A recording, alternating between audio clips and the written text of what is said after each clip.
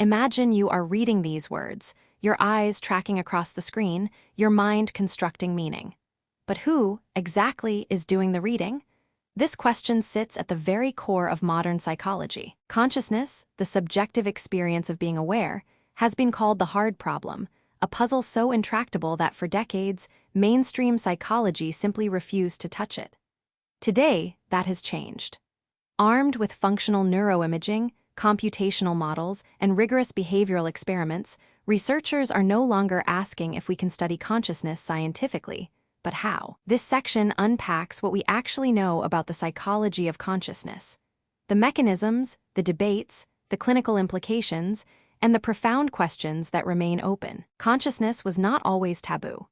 In the late 19th century, Wilhelm Wundt and William James treated subjective experience as the primary subject matter of psychology. James famously described consciousness as a stream, a continuous flow of thoughts and sensations. But introspection proved unreliable, and by the 1920s, behaviorism had swept the field, banishing consciousness as unscientific. The cognitive revolution of the 1950s reopened the door, but cautiously. It was not until the 1990s, with brain imaging techniques like fMRI and EEG, that consciousness became a legitimate target of empirical inquiry, launching a wave of studies on neural correlates of consciousness. One of the most robust findings is that conscious perception depends on widespread neural activity.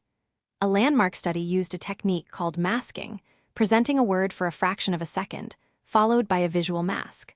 When participants reported seeing the word, fMRI showed a wave of activity spreading from primary visual cortex to prefrontal and parietal regions. When they did not see it, activity remained local and weak. This global ignition pattern suggests that consciousness requires broadcasting information across a widespread network, aligning with the global workspace theory, which proposes that conscious content is what gets broadcast to a central workspace accessible to many cognitive processes. A common intuition is that attention and consciousness are identical. They are not. You can attend to something without being conscious of it, as in subliminal priming, and you can be conscious of something without attending to it, like peripheral awareness of a sunset while focusing on a book. Research distinguishes between access consciousness, information available for report and reasoning, and phenomenal consciousness, the raw subjective feel of experience. Consider inattentional blindness.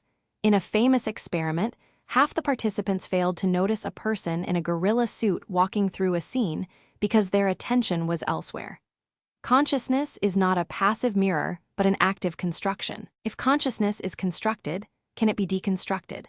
Psychedelic substances like psilocybin offer a powerful experimental tool. Research using fMRI under the influence of psilocybin found a dramatic breakdown of the default mode network, a set of brain regions associated with self-referential thought and the sense of a stable ego. At the same time, connectivity between normally separate brain networks increased, leading to a state of entropy. Participants reported ego dissolution and mystical experiences. These findings suggest that the ordinary sense of self is not a fundamental property of consciousness, but a construction that can be temporarily dismantled. What do these altered states teach us about everyday consciousness? They imply that the self is not a fixed entity, but a dynamic pattern of neural activity. The default mode network, which integrates memories, emotions, and self-reflection, creates the illusion of a continuous I. When this network is disrupted, the sense of self dissolves, revealing that our ordinary experience is just one possible configuration. This has profound implications for understanding psychiatric conditions like depression, where the default mode network becomes overactive, trapping individuals in rumination.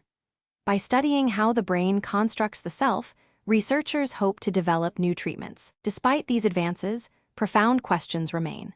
How does subjective experience arise from objective brain activity?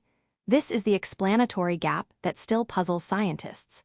Researchers are exploring integrated information theory, which proposes that consciousness corresponds to the amount of integrated information in a system.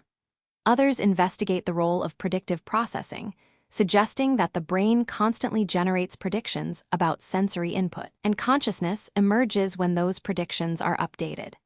As tools improve and interdisciplinary collaboration grows, the psychology of consciousness continues to push boundaries, promising new insights into what it means to be aware. If you found this exploration of consciousness valuable, consider sharing it with someone curious about the mind. The journey into awareness is just beginning.